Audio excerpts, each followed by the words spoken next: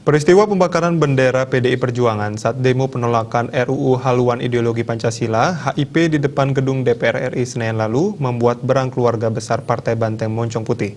Khusus di Bali, jajaran DPD PDI Bali dan DPC PDI Kabupaten Kota akan bergerak serentak melaporkan kasus pembakaran bendera tersebut ke polisi.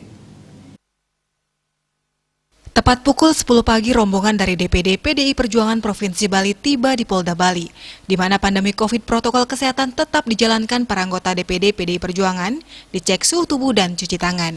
Rombongan DPD PDI Perjuangan diterima langsung di Reskrimum Polda Bali Dodi Rahmawan.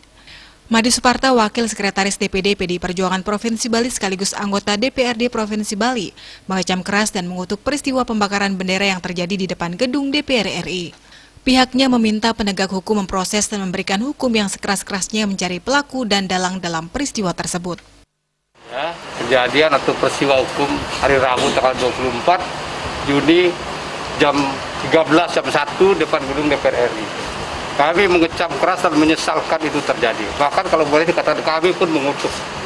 Oleh karena itu kami meminta kepada penegak hukum supaya memproses, memberikan hukum yang sekeras-kerasnya, mencari siapa pelaku-pelakunya itu, mencari dalang bahkan, karena peristiwa hukum itu sudah direncanakan kalau kita lihat. Sementara anggota DPR RI Wayan Sudirta mengkritik di negara Indonesia itu bebas, tapi ada syaratnya, tidak boleh kasar, merusak, memfitnah, dan mencemarkan nama baik. PDI Perjuangan adalah partai yang memperjuangkan demokrasi sehingga memilih membawa masalah pembakaran bendera ini ke ranah hukum. Apakah kita mencintai demokrasi? Namanya saja Partai Demokrasi Indonesia, perjuangan, memperjuangkan demokrasi dan lain-lain. Cara memperjuangkan demokrasi ya seperti ini. Kalau ada kasus, datang melalui jalur hukum.